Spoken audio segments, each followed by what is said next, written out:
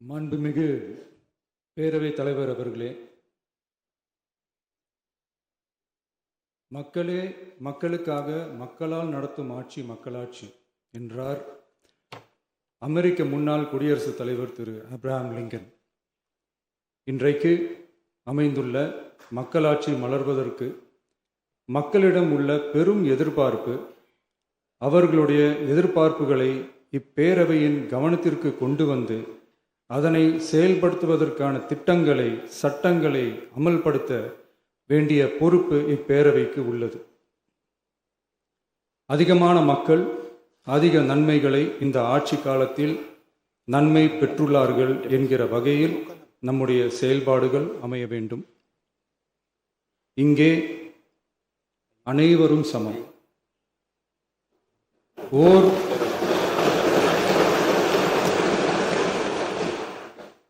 ஓர் உறுப்பினரை கொண்ட கட்சிகள் இங்கே இடம் பெற்றிருந்தாலும் அவர்களுடைய கருத்துகளுக்கும் அதிக எண்ணிக்கை பெற்ற தமிழக வெற்றி கழக உறுப்பினர்கள் தெரிவிக்கும் கருத்துகளுக்கும் சமமாகவே மதிப்பளிக்கப்பட்டு நல்லவை ஏற்கப்பட்டு அல்லவை நிராகரிக்கப்பட்டு ஜனநாயகத்தின் இதயமாகவும் மூளையாகவும் இப்பேரவை செயல்பட வேண்டும். அதற்குரிய வகையில் பெருமை வாய்ந்த வரலாற்று சிறப்பு கொண்ட இப்பேரவையை நடத்தி செல்லும் பண்பை பெற்றுள்ளவரையே தமிழக வெற்றி கழகம் முன்மொழிந்து தாங்கள் இன்றைக்கு இந்த ஆசனத்தில் அமர்ந்துள்ளீர்கள். மாண்புமிகு பேரவைத் தலைவர் அவர்களே, தாங்கள் பேரவைத் தலைவராக ஒருமனதாக தேர்ந்தெடுக்கப்பட்டுள்ளீர்கள். தங்களை இந்த ஆசனத்தில் மாண்புமிகு பேரவை முன்னவரும் எதிர்க்கட்சி தலைவரும் தங்களுடைய கரங்களை பிடித்து அழைத்து சென்று அமர வைத்தார்கள். இந்த சம்பிரதாயம் எப்படி வந்தது என்று சொன்னால் சுவாரஸ்யமாக இருக்கும். பெரிய வரலாறு சம்பவத்தில் உள்ளது. இங்கிலாந்து நாட்டில் உள்ள பாராளுமன்ற நடைமுறைகளை போன்றதே நம்முடைய பாராளுமன்ற நடைமுறைகளும். மன்னராட்சி இருந்த காலத்திலேயே அங்க பாராளுமன்றம் இயங்கியுள்ளது. அக்காலத்தில் அனைத்து அதிகாரங்களையும் பெற்ற மன்னரும் இருந்தார், பாராளுமன்றமும் இயங்கியது. அங்கே மன்னர் ஒரு பணியை செய்ய வேண்டும் என்று விரும்புவார், பாராளுமன்றம் அவருடைய விருப்பத்தை பெரும்பாலும் நிராகரிக்கும். மன்னர் விரும்பிய காரியத்தை பாராளுமன்றம் நிராகரித்து விட்டது என்கிற செய்தியை மன்னருக்கு சொல்ல வேண்டியவர் பாராளுமன்ற தலைவர், ஸ்பீக்கர் என்பார்கள். பாராளுமன்றத்தின் கருத்தை மன்னரிடம் சொல்ல வேண்டியவர் ஸ்பீக்கர். அதற்கு துணிவு வேண்டும். சில பணிகளை செய்வதற்குத்தான் பாராளுமன்றத்தின் அனுமதி வேண்டுமே தவிர அந்த ராஜ்யத்தில் உள்ள எந்த பிரஜைக்கும் மரண தண்டனை விதிக்கும் அதிகாரம் மன்னருக்கு உண்டு. தான் விரும்பியதை பாராளுமன்றம் நிராகரித்து விட்டது என்று சொல்லும் ஸ்பீக்கருக்கு மரண தண்டனை விதிக்கும்படி ஆணையிடுவார். தலையை வெட்டி விடுங்கள் என்று ஆணையிடுவார்கள். இது பலமுறை நடந்ததால் யாருமே இந்த ஸ்பீக்கர் பதவிக்கு வர விரும்ப மாட்டார்கள்.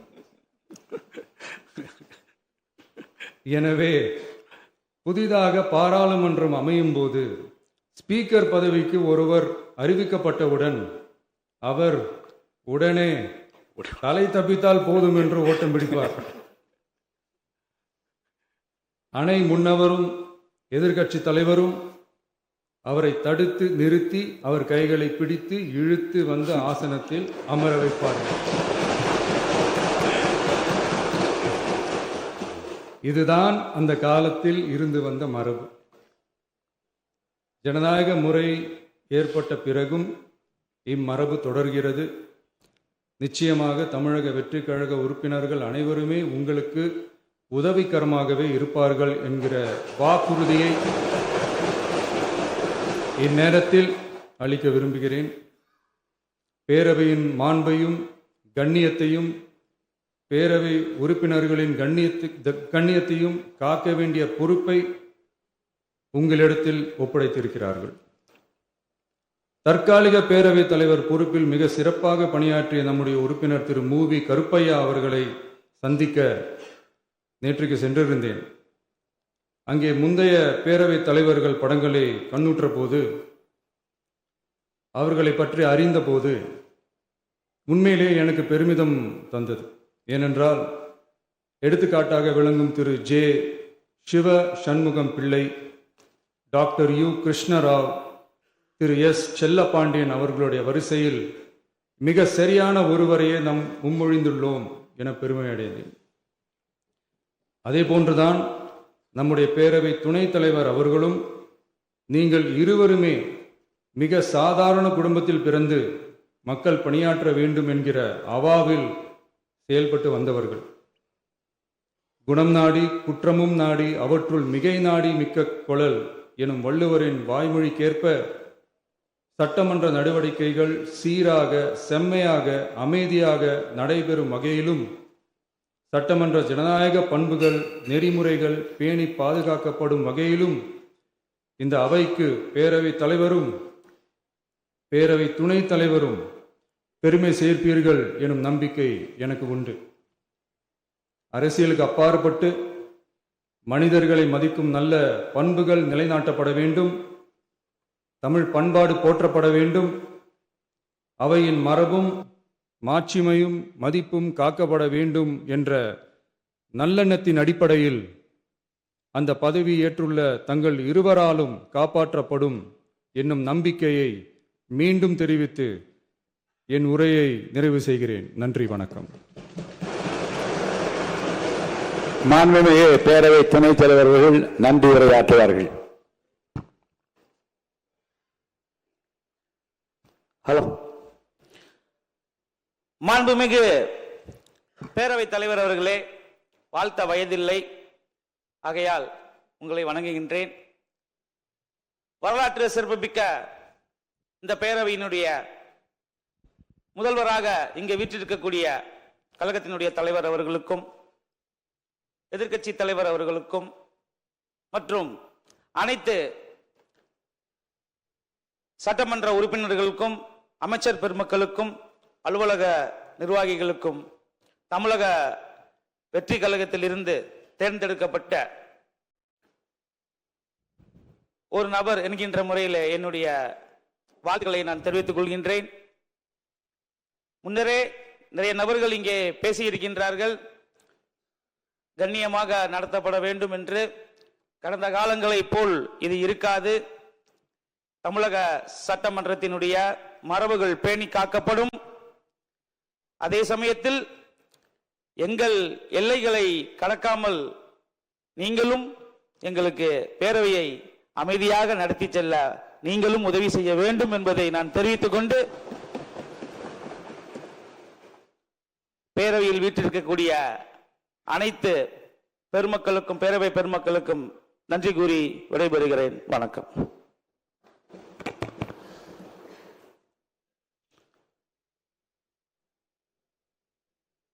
எங்கள் வாழ்வும் எங்கள் வளமும் மங்காத தமிழென்று சங்கே முழங்கு என்று தமிழ்த்தாயை வணங்கி தொடங்குகிறேன். மக்கள் நெஞ்சங்களில் நீக்கமர நிறைந்திருக்கிற போற்றுதலுக்குரிய இந்திய திருநாடே வியப்பால் விழிகளை உயர்த்தி தமிழ்நாட்டிலே இப்படி ஒரு முதலமைச்சரா என்று விழிகளை திறந்து போற்றி பாராட்டுகிற மாண்புமிகு தமிழ்நாடு முதலமைச்சர் அவர்களுக்கும், மாண்புமிகு அமைச்சர் பெருமக்களுக்கும், உடன் பொறுப்பேற்றிருக்கும் மாண்புமிகு பேரவை துணைத் தலைவர் மாண்புமிகு திரு மு ரவிசங்கர் அவர்களுக்கும், மாண்புமிகு எதிர்க்கட்சி தலைவர் அவர்களுக்கும், வாழ்த்துறை வழங்கிய அனைத்து சட்டமன்ற கட்சி தலைவர்களுக்கும், மாண்புமிகு பேரவை உறுப்பினர்களுக்கும், பத்திரிகையாளர்கள் மற்றும் ஊடக நண்பர்களுக்கும் என்னுடைய பணிவான வணக்கங்களை முதலில் தெரிவித்துக் கொள்கிறேன். பூர்வீக இடத்தை திருச்சி மாவட்டமாகவும், பிறந்த இடத்தையும் பெண் கொண்ட இடத்தையும் திண்டுக்கல் மாவட்டமாகவும், வளர்ந்து ஆளாகிய இடத்தை திருவள்ளூர் மாவட்டத்தை சார்ந்த அம்பத்தூராகவும் கொண்ட எனக்கு 1000 விளக்கு தொகுதியில் போட்டியிட வாய்ப்பளித்து 15,141 வாக்குகள் வித்தியாசத்தில் வெற்றியடைய செய்த மாண்புமிகு முதல்வர் அவர்களுக்கும் என்னுடைய 1000 விளக்கு தொகுதி மக்களுக்கும் என்னுடைய நெஞ்சார்ந்த நன்றியை மலர்களை காணிக்கையாக்குகிறேன். 1980ஆம் ஆண்டு சட்டமன்ற உறுப்பினராக பொறுப்பேற்ற நான் முதல் நாள் இந்த வளாகத்திற்கு வந்தபோது என் தகப்பனார் ஜான் சாமுவேல் அவர்களும் தாயார் கமலம் சாமுவேல் அவர்களும் என் மூத்த அண்ணன் கிருபாகரன் அவர்களும் மூத்த அண்ணன் ஆரோக்கியராஜன் அவர்களும் இங்கே அமைந்துள்ள செயின்ட் மேரிஸ் சர்ச்சுக்கு அழைத்து சென்றார்கள். ஜெபம் செய்த பின்னர் என் பெற்றோர், சிறிய வயதில் பெரிய பொறுப்பு உனக்கு கிடைத்திருக்கிறது, நல்ல பெயர் வாங்க வேண்டும், நம் வீட்டு வாசலில் நின்று நம்ம யாரும் கேள்வி கேட்கக்கூடாது, நீ பெரியவர்களை மதிக்க வேண்டும், தவறான வருவாய் எந்த காலத்திலும் வீட்டுக்குள் வரக்கூடாது, யாருடைய சாபத்திற்கும் நீ ஆளாக கூடாது என்று அறிவுரை கூறி நெற்றியில் சிலுவை அடையாளமிட்டு முதல் நாள் சட்டமன்ற கூட்டத்திற்கு ஒரு எல்கேஜி பிள்ளையை பள்ளிக்கு அனுப்பி வைப்பது போல அனுப்பி வைத்த நாட்களை நான் நினைத்து கொண்டுதான் வளாகத்துக்குள்ளே வந்தேன். 38 ஆண்டுகளாக உன் கண்ணின் இமை போல என்னை காத்து இந்த உயர்வான இடத்திற்கு நான் வர வேண்டும் என்று விரும்பிய என் துணைவியார் கிரேஸ் ஜெயந்திராணி அவர்களை நன்றியோடு நினைக்கிறேன். பொது வாழ்வில் என்னை வளர்த்து உருவாக்கி ஆளாக்கிய பெருமை புரட்சி தலைவர் எம்ஜிஆர் அவர்களுக்கு தான் உண்டு. இதே சட்டமன்ற வளாகத்தில் 84ஆம் ஆண்டு புகாரே இல்லாத சட்டமன்ற உறுப்பினராக உங்களை பார்க்கிறேன். யாரை கேட்டாலும் கண்ணியமானவர், நல்லவர் என்று சொல்கிறார்கள். இந்த நற்பெயரை எப்படி எடுக்க முடிந்தது என்று புரட்சி தலைவர்